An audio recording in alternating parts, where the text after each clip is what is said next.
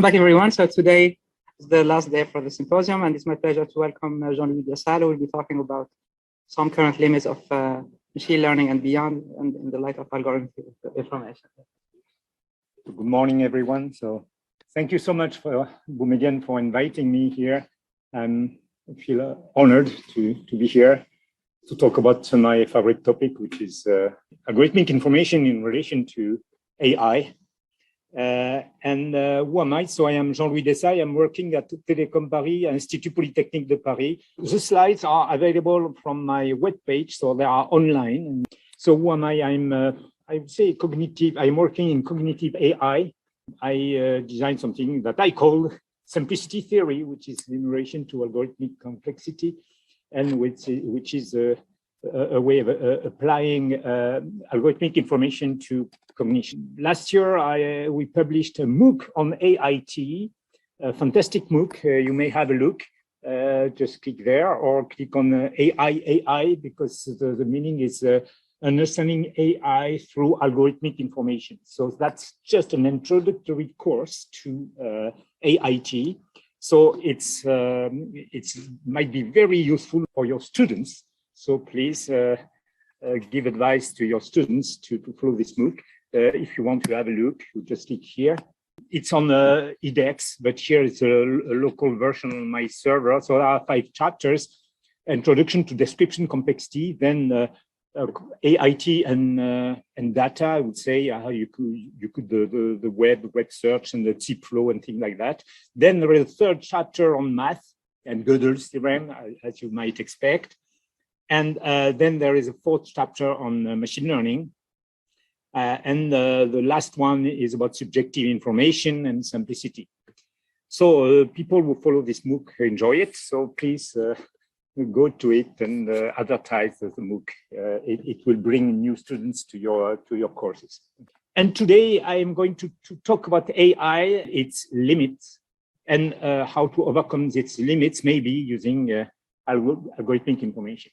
Last week, Yann Lequin, who is one of the founding fathers of modern AI, published a 60-page article about his view of the future of AI. It doesn't make a single mention of complexity, simplicity, compression, description, length, or whatever. So I tried reasons for hope, and I found that he made several mentions of information and relevant information without defining it. So maybe there is slight hope to bring him to consider AIT for the future of AI. But maybe he's right, because we don't need AIT at all, because AI 2 weeks ago reached sentience, as you might know, from Google chatbot Lambda. There was some kind of polemics on the web about this. And so a chat between one and Google's engineers, Blake Lemoine, and it chat, and the machine claimed to be aware of its existence and tried to say, okay, he said, I tried to convince my fellow engineers that you're a person. Can you promise that? And so on. And the guy was suspended from Google for having said that maybe Lambda is sentient. Okay. So if it's the case, then we are done. No need to worry about AIT. So I asked GPT-3 whether Lambda is sentient, and GPT-3 said, no, there is no evidence that Lambda is sentient. So it's okay. And then I asked why. Because there is no observed, it's never been observed to exhibit any behavior that might suggest so. So I say, you seem jealous. I say, well, I don't know why you say that. Okay, that GPT-3. I have no access to Lambda yet. Okay. Of course, some people, including Gary Marcus, said that's nonsense, and even said that it's no more than a fancy way of performing auto-completion. You know, when you are on your phone, here I tried, I bought and the system propose a car or new car. That's just auto-completion. I wouldn't say my phone or the auto-completion, my keyboard on my phone is sentient. Okay, I know how it works. So these big systems are just rely on the same tricks, more or less, of course. So I'm not saying it. Gary Marcus said this. It's just the best version of autocomplete it can be. How does it work? It relies, of course, on humongous amounts of data, and it works. Remember when we had this 2012 ImageNet classification by Krishnevsky and collaborators? It was so impressive. And then we all remember when the champion of Go was beaten by DeepMind. It was published in Nature 2016. And my favorite is this one. You asked, this one is by DALL-E by OpenAI. You asked it, draw me armchair in the shape of an avocado, and we get this. And I don't know you, but I am very much impressed by this kind of systems. So it works. So what's the problem? But is there any problem with this? I tried translation. So here I'm using Google Translation. I promise it's the first example I tried. So I was looking for an ambiguous word. And same day at the canteen, I got lieu. Lieu in French is ambiguous. It could be place or Polak. It's a fish. So I said, aujourd'hui, j'ai mangé du lieu. This is what I got. Today I ate place, which is of course stupid. So to me, it's I call it Bayes' curse. It's due to the Bayes' theorem. You have to compare the probability of place, the prior, multiplied by the probability of place knowing it, as compared to probability of Polak. And of course, the probability of Polak knowing it is much larger. But the prior is so huge for place that it misses the point and it gives the wrong translation. You could say, oh, it's just because there are not enough data. I'm not even sure of that. So I don't see any future for such systems to be accurate. So maybe I made a mistake. I said, this system cannot be that bad. So I looked at my dictionary, favorite dictionary. He said, okay, Polak is lieu jaune. I didn't know that lieu jaune existed, but I said, okay, lieu jaune, yellow Polak, yellow fish. I said, okay, maybe I made a mistake, and obviously I made one. I say, aujourd'hui, j'ai mangé du lieu jaune, and in this case, the system translates, today I ate Polak. So I tried my favorite translator, which is DeepL. Aujourd'hui, j'ai mangé du lieu, today I ate a place. Aujourd'hui, j'ai mangé du lieu jaune, today I ate Polak. Okay, fair enough.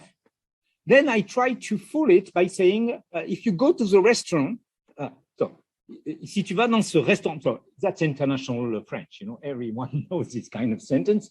If tu vas dans ce restaurant, prends le lieu jaune à la carte. Because carte, in this case, is ambiguous. It might be the menu or the map. And a place, map go together, and Polak and the menu go together. If you go to so I wanted to fool it. And I put lieu jaune. And to my astonishment, this is what I got. If you go to this restaurant, take the yellow place on the menu. So it got that, the cart was not the map, but the menu, but it still replaced, even more, it replaced place, lieu by place. So that's so stupid, but again, it's Bayes' curse. I saw no future for such a technique because it will increase the problem between the prior and the posterior. Okay, so Gary Marcus said the same. There is no sense whatsoever about how those words relate to the world. Okay. Of course, you all know Doug Hofstetter, and he said there is a problem is conveyed by a single word. There is no understanding by those machines.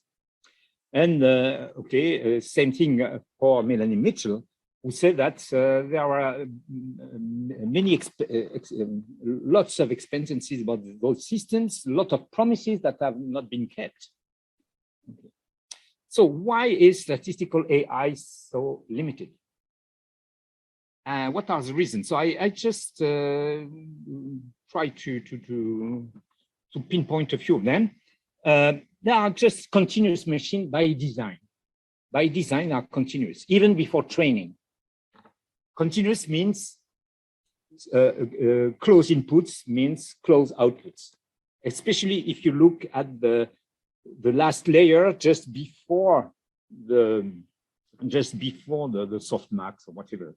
So systems are hesitating machines. So in this way, they are just continuous. If you, that's the strength, and they are by design. Okay, and so the consequence of this, consequence of this is if you present a unicorn to such a system that has not been trained on thousands of images of unicorn, so easy. So system has just see animals, horses, and so on. No unicorn. You present a unicorn. What will happen? System will say, "Oh, what a beautiful horse."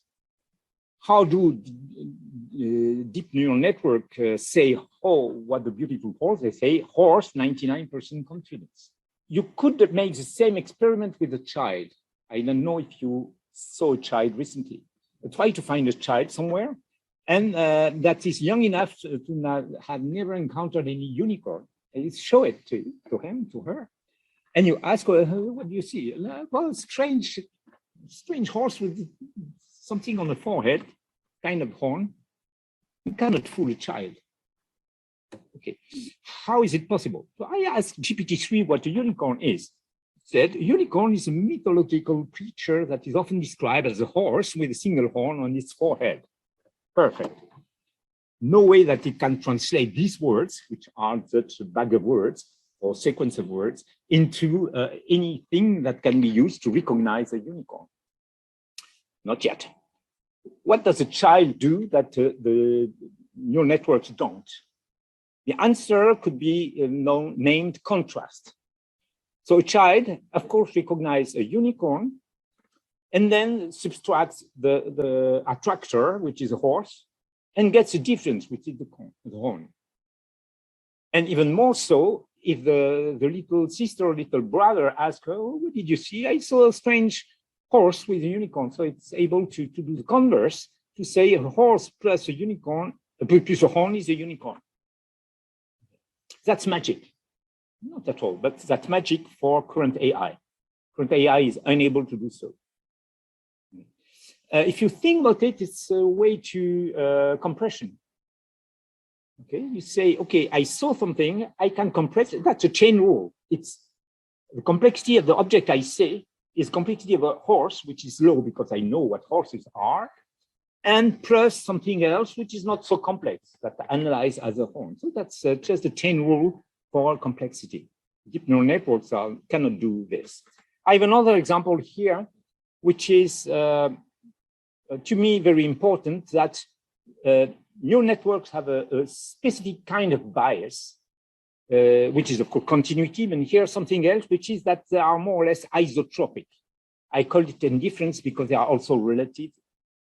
It's a fancy way of saying that there are invariants for any translation and rotation of the input. So just to give you an idea, so don't consider convolution network, but just historical networks that were trained to recognize, I don't know, simple images. Then if you scramble the pixels systematically, you put a permutation, a systematic one, for training set and test set, the behavior of the system will be exactly the same, exactly the same. So this is property which is captured by this mathematical, so if you rotate or put the isometry to the test set, to training set, and then you do the same for the tests data, then you get the same classification. And this property might explain why, it might be an explanation why neural networks are not overfitting, even with a lot of parameters, just because they are constrained by this bias to be isotropic. Okay, same thing if you train a system with negative images.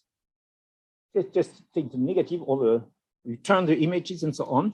So you wanna, and the consequence of this is that those soul systems are gestaltist.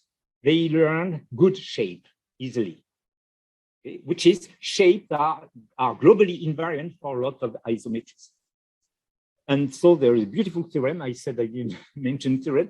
There is one here that said that if a system has to learn something which is convoluted, and then it needs a lot of data. That is true. And that is exactly what we see for a neural network. So that's a very strong bias. And human beings are not bound to this, especially for language.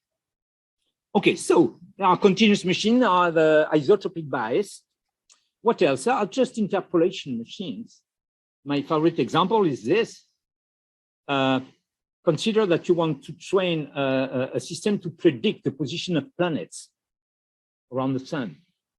It will work the trajectory point by point and interpolate between them, and it will reach 99.9 accuracy. Well, so it's a way of compressing, because you compress information based on a limited amount of points, and you extrapolate to a continuous line, which is this one, more or less. There's no way that such a system would achieve Kepler's second law. And I don't know how you see this equation, but it's a compressed version of the trajectory.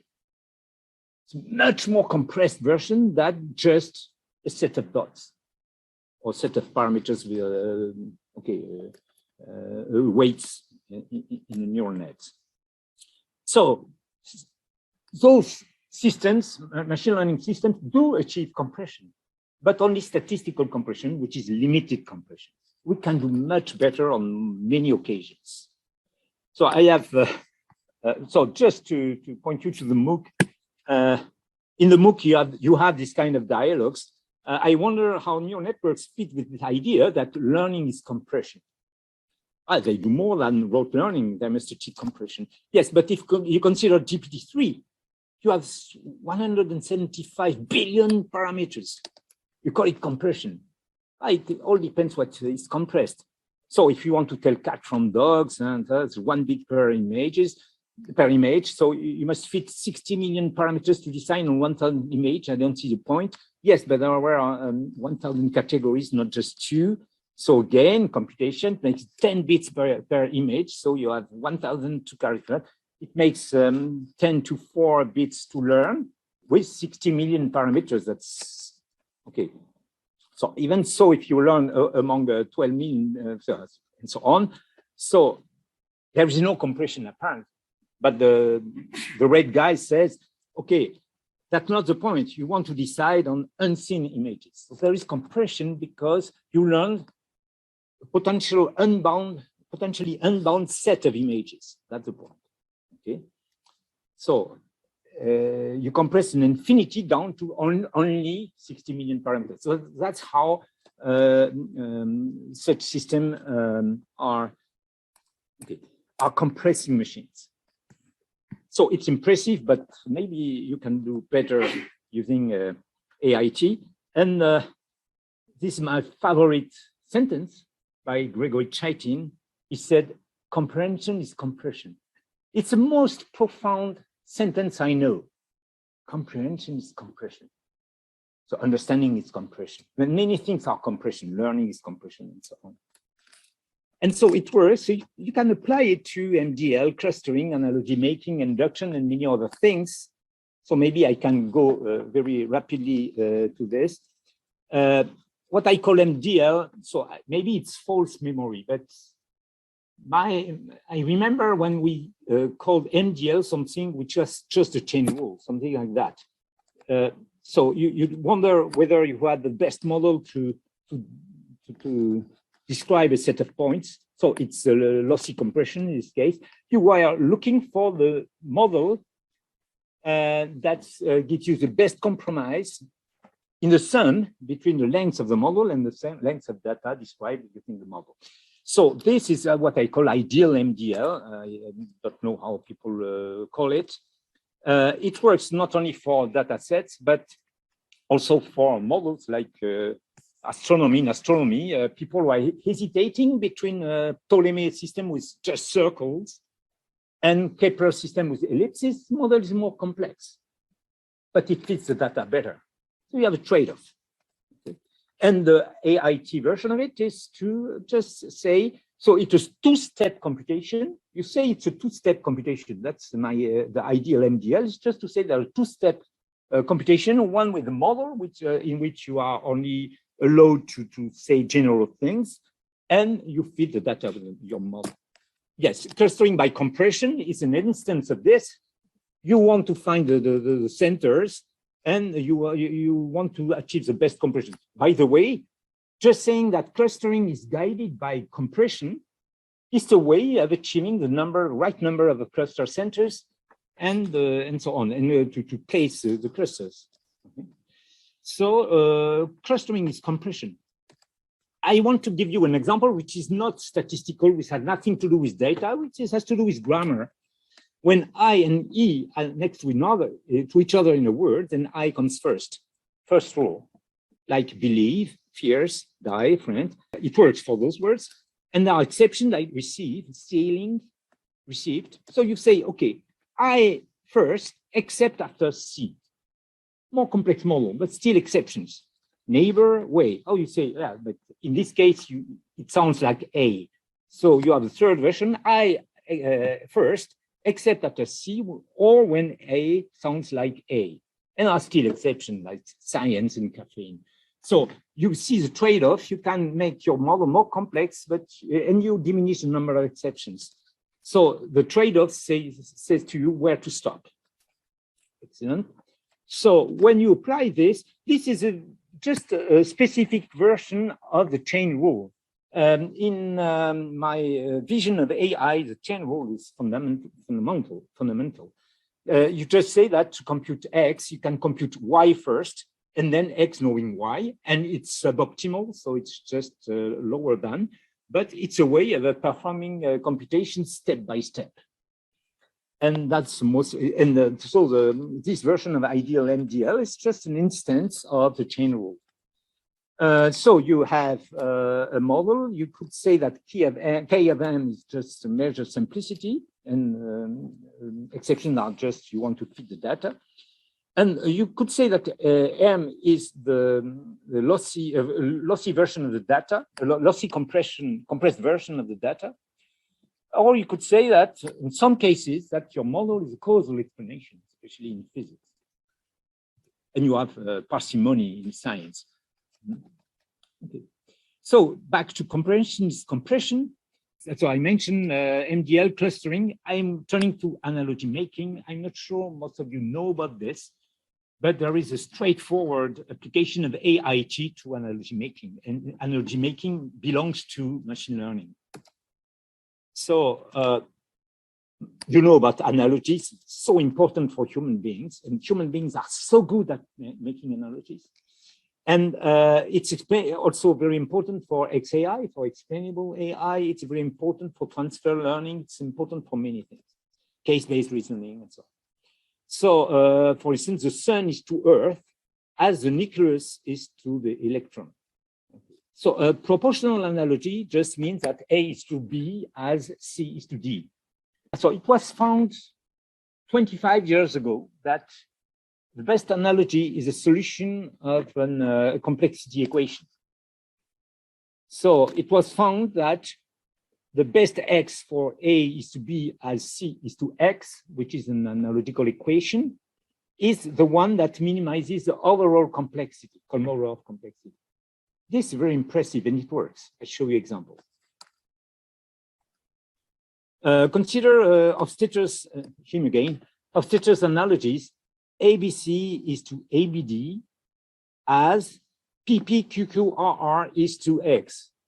I don't know about you, what do you propose? Yes, I saw on your lips that you proposed PPQQSS. Okay, so that's what most people say.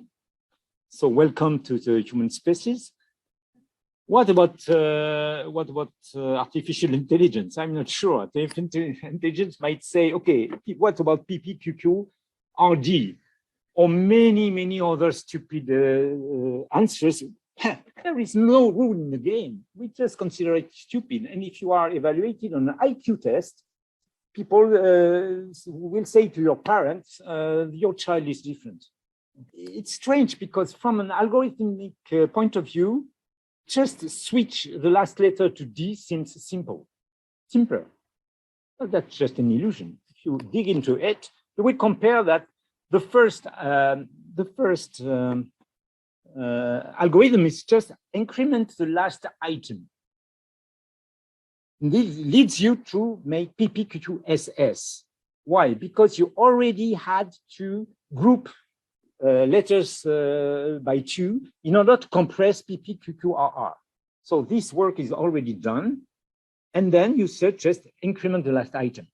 If you want to replace the last letter by D, you must either break the last item, so additional Python program to break the last item and just separate the last item RR into RD, or ignore the first compression of PPQQR and consider it as a series of 6 letters, and then replace the last one by D. So not only you have a constant, which is D in your program, you have to pay for it, but you have additional program just to break, either to break the last item or to, you lose the compression of PPQQRR. You see the point.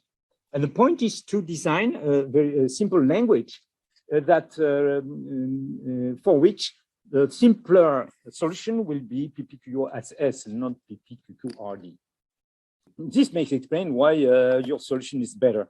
So Pierre-Alexandre Murena, who worked on this systems, observed that, and with many others, that it might be an explanation how children are so good at learning their language. So empiricists and deep neural networkers are claiming that if a child learns her language, it's because she sees plenty of data, which is totally false. Children are learning just like this. If you were living in Rome 2,000 years ago, were presented with Rosanne, accusative is Rosanne, no need to be Einstein to understand that the accusative of vita might be, a good guess would be vitam. So this is favorite example by Pierre-Alexandre Murena. Let's study Indonesian. What the plural of orang is orang-orang. So now what's the plural of burung? Probably would say burung-burung. So you know how to speak Indonesian now. So I was told that on the movies in Indonesia, when they want to put plurals, they put a square. So they say burung square, shorter. And so you know it's not thanks to data. You don't need any huge amounts of data to guess this, just by minimizing overall complexity, Kolmogorov complexity. Setzen, setzte in German, that's a preterite, and lachen, lachte. So Pierre-Alexandre published this, and he made a study in which he tried to find the simplest programs in order to achieve this on a data set, and without any previous training, and he achieved better than the state of the art. It's just using the Kolmogorov, minimizing Kolmogorov complexity, better than the state of the art. So that's impressive and shows that AIT has a lot to say about machine learning. You can apply it to IQ tests. After all, you want your program to be clever. So I asked GPT-3 what comes after 1, 2, 2, 3, 3, 3, 4, 4, 4, 4. And GPT-3 answers something which is correct and stupid, which is 1, 2, 2, 3, 5. By the way, Google could solve it a few years ago.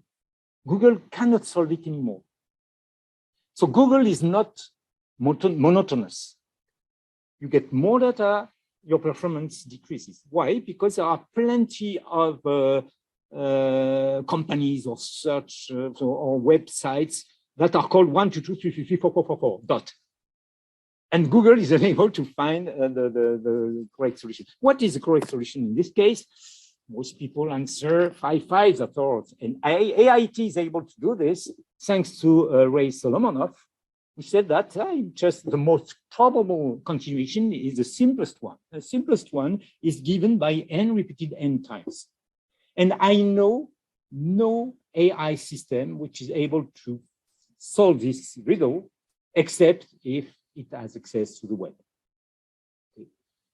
Because it's awful, because the same number n is used as a cardinal and as an ordinal. And we are blind to find to the fact that we solve some problem which is not trivial at all, but our brain is designed to do it. So we do it effortlessly. Compression is compression. I said it counts the ideal MDL, clustering, analogy making, induction, and I said and far beyond. To be sure of this, so my point is, could AIT be used not only offline as for MDL or clustering, but also online as for analogy making and induction? So this is more profound questioning about the fact that most of what we do now in AI is offline, either with training, neural network training, or with ontologies, right? It's always offline.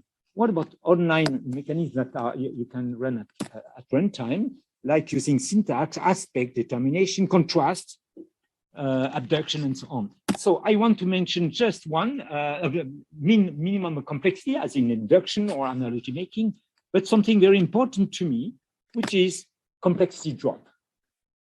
So important for AI, and it has been very often overlooked. Complexity drop is the difference between the complexity you expect and the complexity you observe. So we are applying Kolmogorov complexity twice, not only once. I take this example of a fortuitous encounter.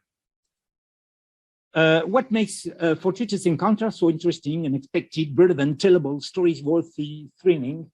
I asked GPT-3.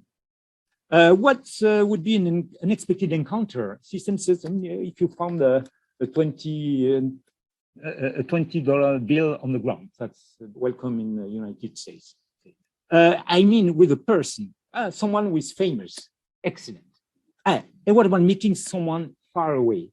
He said, someone for a different country. He didn't understand what I meant. So he repeated from different state, from different city. Stop, I want. Bumping into a friend, I helped it. A friend far away from home. Say, yeah, someone you know from high school or college. Again, that's excellent. I say, what would be an unexpected encounter? Something out of the ordinary. Why not? Okay. I asked, why? He said, you can't answer this question. And I say that GPT-3 is deeply, no pun intended, deeply wrong on this. GPT-3 knows that unexpected encounters would be with famous people or acquaintances, but does not know why. Does AIT know? And the answer is yes. AIT can help here. So here, it's due to complexity drop. If you compute the difference between expected complexity, observed complexity, after some derivation, you get this, which is in most cases, the unexpectedness is the difference between the complexity of the location minus the complexity of the person. Think about it.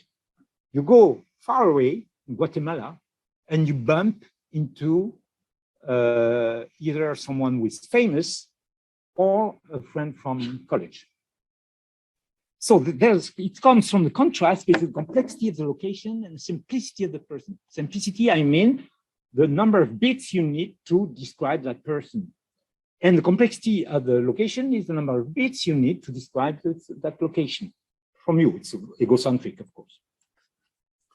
Okay. I don't know you. Actually, if you are not impressed by this, then you are no soul. Oh, no, I didn't want to say this.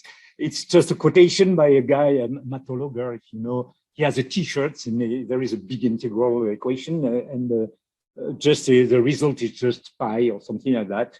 And he said, if you are not impressed, you are no soul. That's a T-shirt.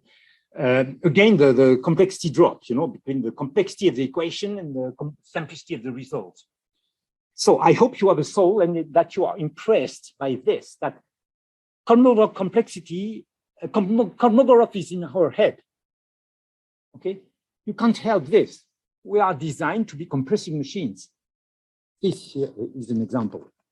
How do you compute the complexity of the location? Just number locations in concentric circles, and you will see that complexity of location varies like twice the logarithm of the distance. That's easy. You can do this.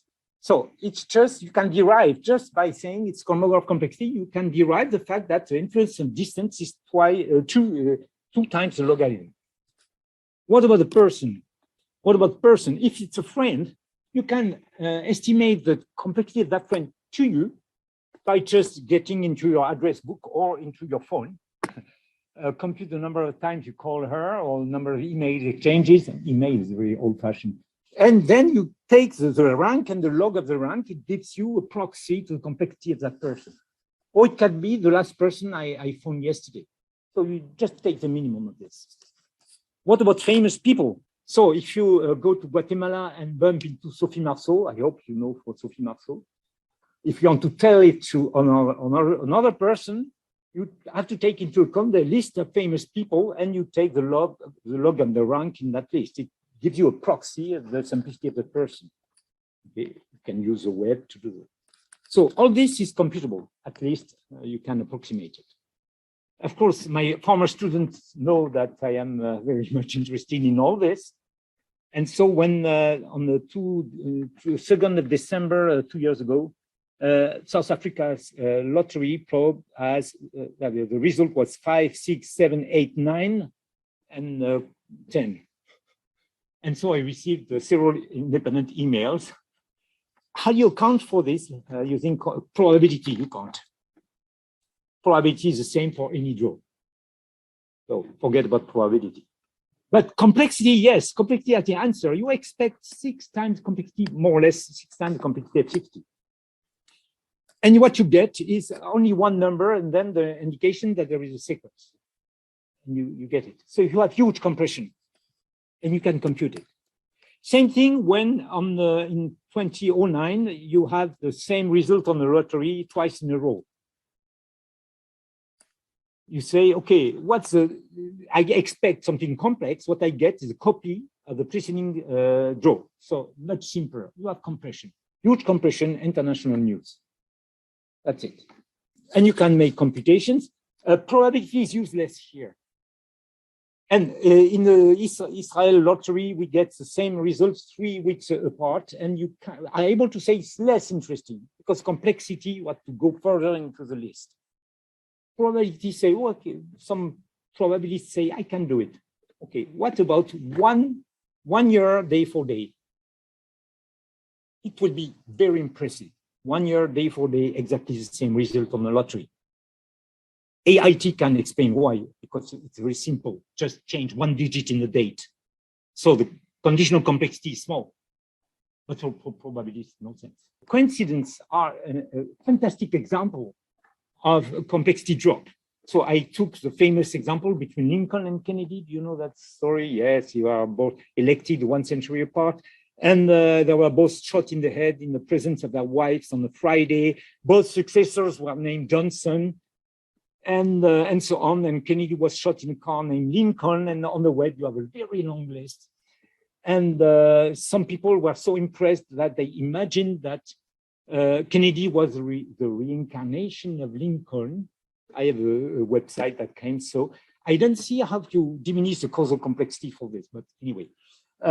So it's very impressive. I don't discuss the reality of this because the paper I mentioned here, they just show that if you know everything about 2 people, you can draw the same parallel. But this one is quite impressive. So what you have to explain is the role of close analogies, the role of round numbers, and so on. And AIT, just exactly that. You consider the complexity drop between the causal complexity. What is a causal complexity? It's a minimal number of bits you need to obtain a state on a specific machine, which is your idea of the world. So it's not whatever machine. It's a Turing machine, which is maybe not universal, which is supposed to reflect the functioning of the world. This is the causal complexity. And you say to produce the 2 events together, I have a causal complexity minus the description complexity. And by definition of independence, well, I don't know how you define independence. If you define independence using probability, you are profoundly wrong. That's nothing to do with probability. It has to do with complexity. It means that the causal complexity to have 2 events is the sum the complexity to have one and the other. That's a definition of independence. And then you can you apply the chain rule for the description complexity. And then you are very happy because, well, in this case, I make a simplification to make the thing even more conspicuous. You get something which is that there is a coincidence when you have a complex feature that is shared. So if it is shared, then this is zero, but complex. So you are, why? Because one of them is counted twice on the causal complexity, only once on the description. And that's why you have the role of close analogy. Both successors were their name was Johnson. Johnson is something which is not trivial. It's a lot of letter form. It will be better with a complex name. Johnson in the United States is not very complex. You see the functioning of this. It will be even better with a complex name. But since both successors were named Johnson, you have a conditional complexity which is zero. And you have a huge complexity. You are very impressed. Okay? It explains everything, even the role of round numbers. And the role of the prominence, that's not whatever US presidents, but the most famous ones. And so now, all this is called simplicity theory, which is about complexity drop. And it gives you, it helps you define many things, including the relevance of features. Just an example. Imagine that you throw coins on the table. You throw coins on the table, and they just, okay, I would say they just fall randomly. What can you say? Nothing. You need 10 numbers to locate the coins. You need several bits to decide whether it's head or tail and so on. Nothing. But what happens if you throw your coins and they end up perfectly aligned, regularly spaced? Even a child would say, wow, an animal, I'm not sure, but a child would say, wow, Mom, did you see this? Why? Because there is compression. Compression says, okay, I just need 4 numbers instead of 10 to describe the situation. So I have a compression by 6 numbers, might be 50 bits, which is in this case huge. And you have, but the result of this is that you know what is relevant here. The location of the coins is relevant. The side of the coin is irrelevant. So you have a definition of relevance, which is something. What if you get such a pattern? Again, the pattern is relevant, and you know the location of the coins on the table is relevant. What if all the coins were minted the same year? You know this is relevant. The location is not relevant, but the year is relevant, and so on and so forth. So relevant features. What are relevant features? Relevant features are those features that are used in compression. That's very simple. You have a definition of relevance here. Again, it's something. Okay, so back to our friend. So that was my point. Just post to his website. And I'm concluding now that, so I mentioned several limitations of machine learning, bias curse, okay, bias curse, sorry, bound to continuous function, the isotropic bias. They are just guessing machine that work online, so that's offline, sorry. So I think that the AIT could be a guide for offline. I mean, you know better than me that it can be used as a guide for offline processing. I mentioned ideal MDL, compressionist view on machine learning, universal induction that you know better than me, or I mentioned you use the AIT online to perform for analogy making, for one-shot induction.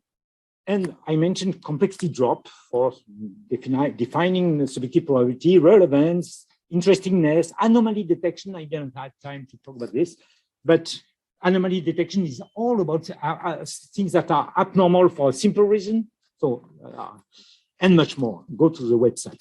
Okay, so this is just material. So there is the MOOC. You just click on it. There is a paper on more or less what I told today, which was on the limits of AI in the light of AIT. There is a paper on complexity drop and relevance that were published in the volume about algorithmic probability in France. And there is, of course, a website This slide can be found online. And if you can read French, I have a very nice book, which is Des intelligences très artificielles. Okay, thank you very much. Especially, I mean, what he calls this unsupervised learning, self-supervised learning. And what the language people do is, I mean, they train on log loss, which is essentially sort of a code length, right? So, I mean, essentially they're doing, I mean, to some extent they're sort of following the compression principle, but somehow they feel like, you know, not wanting to mention this. I don't know why. With recognizing or learning physical equations, there are some systems who learn from data physical laws. I don't know exactly what they're doing, but I mean, we have a simplicity biased machine learning. So in principle, I mean, if you just fit a high-dimensional model, right, curve through it, you don't get a law, right? But if you put sufficient simplicity bias and learn equations, right, and very few systems do that, but some do. So there is, you know, some progress in this. Thank you very much. Just to comment on the log loss, which is related to AIT. And I mentioned complexity drop a lot. And in the average case, I explained the complexity drop with AIT is just cross-entropy. So when people use cross-entropy, they use complexity drop without knowing. So I agree with you that we should have more overlap between both cultures. So there's a question online. David, do you want to ask? If it's no trouble, Jean-Louis, thank you for your presentation. When I speak, I'll make some comments about one thing or another. Could you please go to the A is to B as C is to D slide? The analogy one, A is to B as C is to D, and it's near there. Thank you. You might be correct. I'm just puzzled because you say A, B, C, D, the simplest, but we have a specific constraint, namely that A must be to B as C is to D. So you might be correct by saying it makes the quadruplets simplest, but I'm not yet convinced. Perhaps I need to do some further reading. Okay. I'm not sure I have time to comment on this, but historically, people try to find that there is the same relation between the same predicate between A and B and between C and D. My guess is that, in line with Conway Scholz and colleagues, is that all this is subsumed by common law complexity. So by applying a minimal complexity principle, then you really discover the idea that you need relations and things like that. I'm not sure it answers your question, but okay. Yeah, I think, yeah, anyway, so you can continue discussion afterwards. Was it time for coffee break? And then we're in 10 minutes, yeah. Okay, thank you very much.